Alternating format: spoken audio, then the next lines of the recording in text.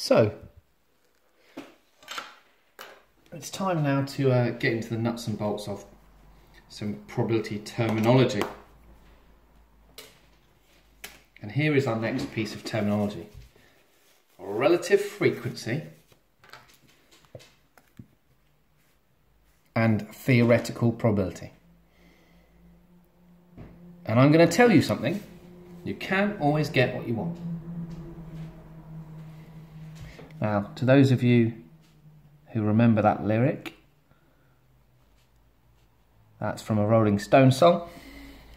Unfortunately for all of us, even those who don't like the Rolling Stones, it's still true. What am I talking about then when I say you can't always get what you want? Well, here's a bag with 2 red and 4 black beads in it. Sorry, 3 black beads. Now, you already know that if I put my hand in there and take a bead out at random, I'm not always going to get the colour I want. In fact, you're going to be able to tell me that the probability of a red is equal to 2/5. And the probability of a black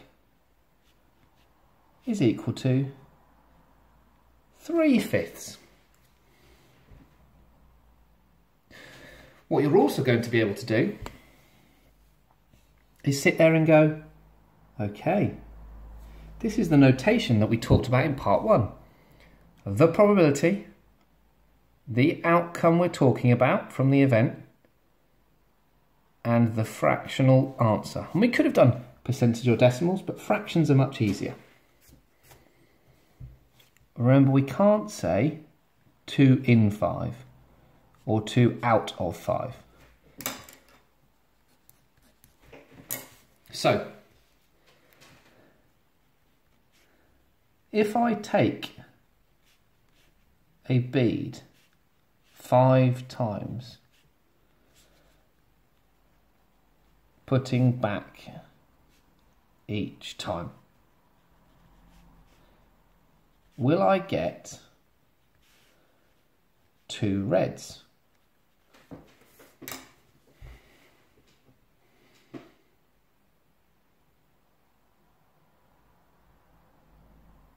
Well, if only it was as simple as it sounds, everyone.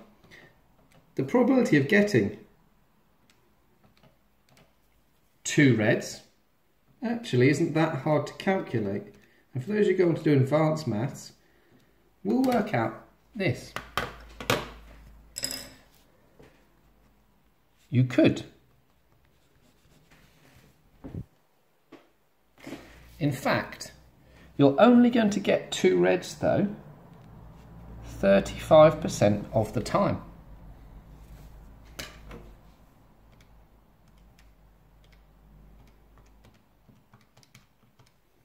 The probability that you get 3 reds is 23%. Let me just make sense of this for you. Only 35% of the time will you actually get 2 reds out of 5 attempts.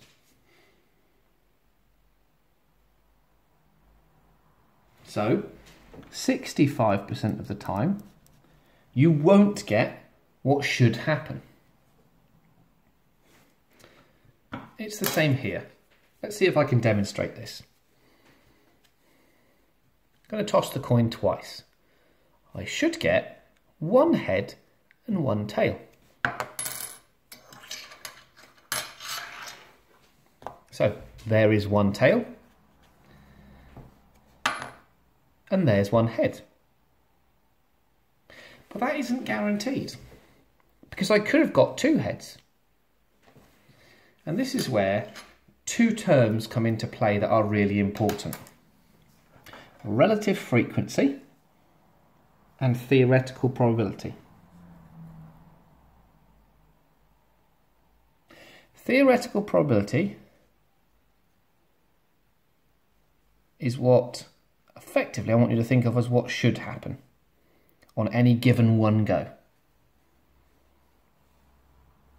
But what you observe won't always work out that way. Relative frequency is what you observe. So, if I was to toss the coin 10 times, you might have the expectation, there's another mathematical word for probability, of 5 heads and 5 tails. Because what should happen is the probability of a heads should be a half. But the relative frequency of a head could be 9/10. Because there's no guarantee. So, what actually happens and what should happen are different. Now, to some of you, this makes sense. You've all watched a game before. You've watched Liverpool play Manchester United, and you know that Liverpool should win 85% of the time. But sometimes Manchester United fluke a win. That happens. But it shouldn't happen very often. But it could. Let's look at this situation in more detail. Here's my coin. And apologies to the Queen for my terrible drawing. Here's a chart for the number of heads I get, the number of tails I get, and the percentage of my throws that come up as a heads. So, I'm going to toss the coin 10 times and get some results. So tails, heads, heads, heads, tails, tails, that was a heads, tails, heads, and another heads. So I got 6 heads and 4 tails. So 60%, 6 out of 10 were a heads. So if on my chart at 10 coin tosses, I put that heads was 60%, I could put a little cross here. No, it's not what you expected. And you certainly didn't expect that either. It's not what you expected to happen.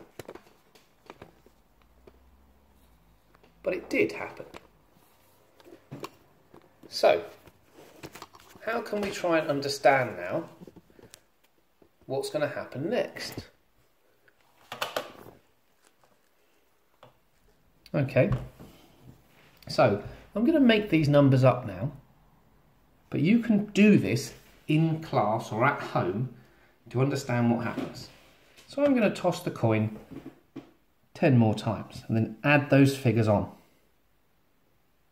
So after 10 more tosses, I had 11 heads and 9 tails, which meant that 55% were heads. Now remember, we're expecting half, 50% to be heads. Now I toss my coin 10 times again, and now I've got 12 heads and 18 tails.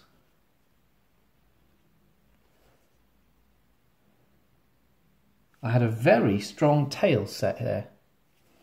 So now the probability of a heads has dropped to only 40%.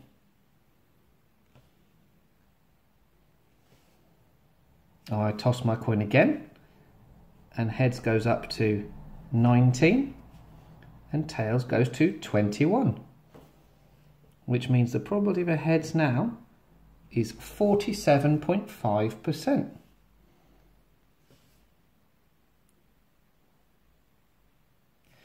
Now I toss it another 10 times and heads goes up to 26, which is 52%.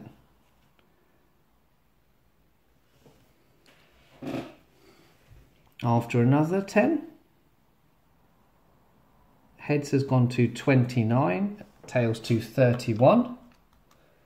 29 divided by 60, which is the total, gives me 48%.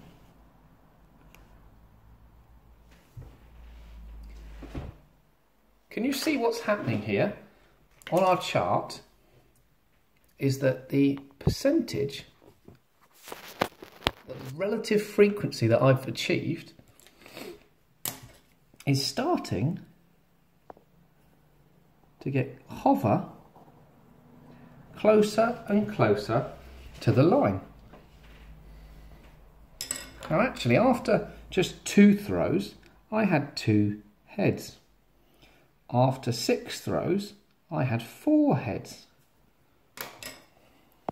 So early on, the relative frequency was super high. And then it dropped, and over time, you can see it's starting to get closer and closer to a half. What does this mean? This means that the relative frequency tends towards the theoretical probability as I do more and more trials. As the number of trials, so the number of attempts, increases. We were never going to get 60% heads. In fact, after 1,000 throws, I had 495 and 505. So my percentage heads was 49.5%, almost bang on half. What does this mean in reality? And how does this affect you? Well, let's consider what happens when you have a dice in your hand. And let's say you're playing a game.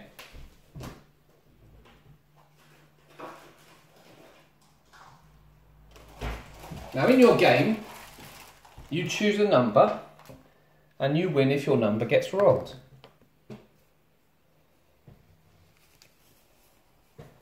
Let's imagine your number isn't 1. Let's imagine your number isn't 6. Let's imagine it's not 5 or 3 or 2. In fact, your number is 4. There it is, it came up.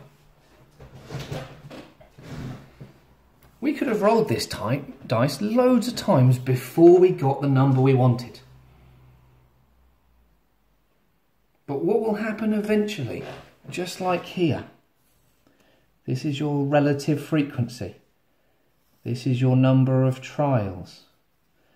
There's the 1/6 for probability of getting a 4.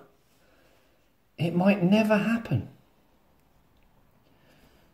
It might go, it doesn't happen, it doesn't happen, it doesn't happen.